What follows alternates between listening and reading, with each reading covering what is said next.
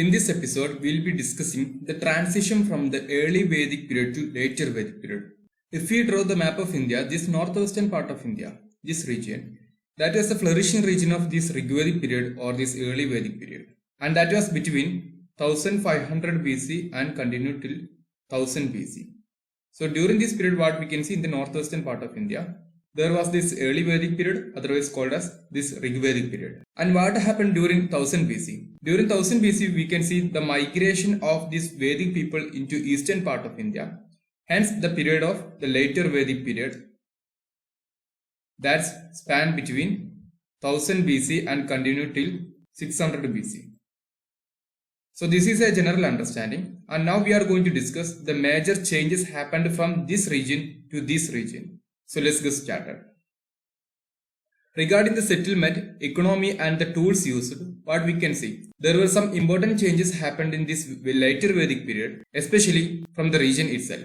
The early Vedic period, that was in the Sapta Sindhava region, meaning the Indus and its associated river valleys, and from there they migrated to eastern part of India, and there they conquered and established, and that region is called as the Aryavarta. So in later Vedic period, what we can see, it is referred as Aryavarta. And in the early Vedic period or Rigvedic times, the people were more nomadic or were more pastoral community than agriculture. And now during this later Vedic period, what we can see, they are going to be more settled along with the established agricultural practices. And here during this later Vedic period, they began to use some important tools such as iron. From the early Vedic period, they used copper or bronze. So what we can see, during this later Vedic period, the Aryans, they began to use some important tools such as iron. That's why what we can see, this later Vedic period is also or otherwise called as the Iron Age in the history of India. And there we can see some important references such as Sham Ayas and Krishna Ayas, the words used for referring iron. And we can see during this early Vedic period, that was a village economy or ruralism. From there, during the later Vedic period, there began to semi kind of urbanism due to the expansion of this agriculture and agricultural economy. And during this later Vedic period, what we can see, land became a private property which cannot be seen in the early Vedic period. So what we can see, during this Rigvedic period, land was a common property or community property. And when we come to this later Vedic economy and political system, land became a private property here. That's about the settlement, economy and tools.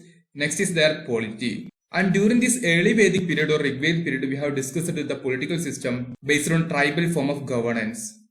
But during this later Vedic period, there began to establish some kind of absolute monarchy. So beginning of absolute monarchy, or the power is going to be centered around one person or one administration. That we can see during this later Vedic period.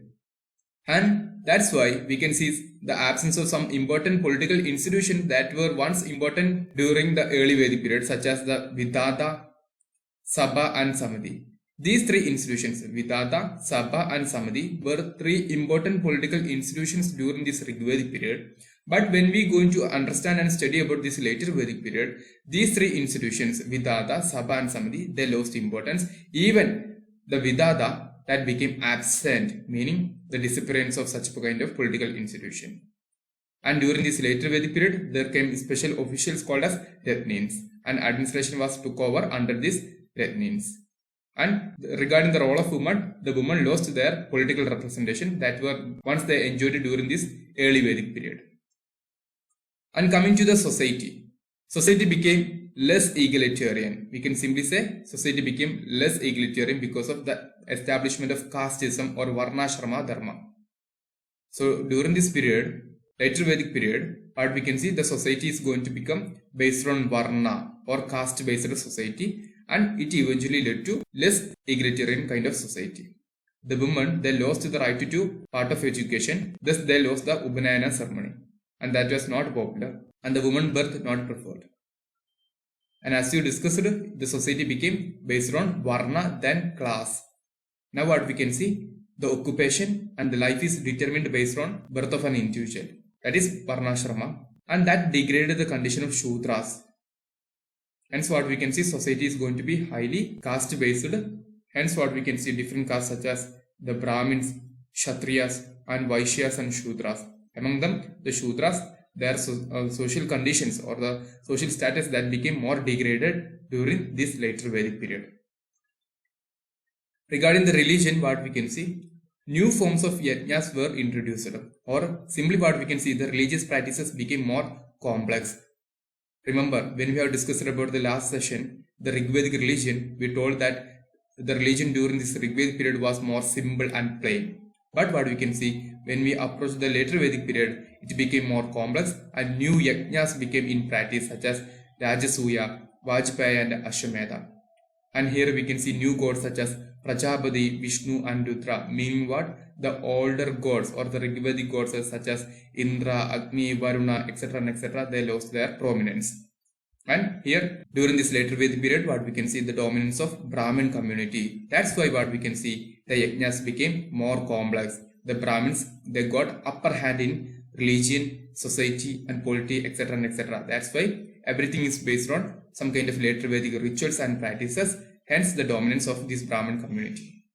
Also, as part of this religious tradition, we can see some new ideas and rituals are going to be introduced, such as 3 other Vedas.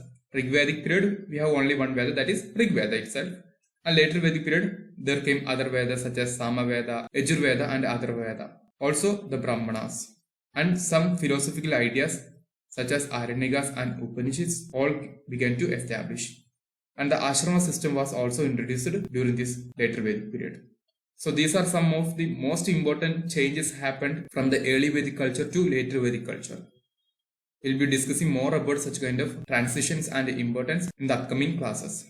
So that's all for now. Thank you.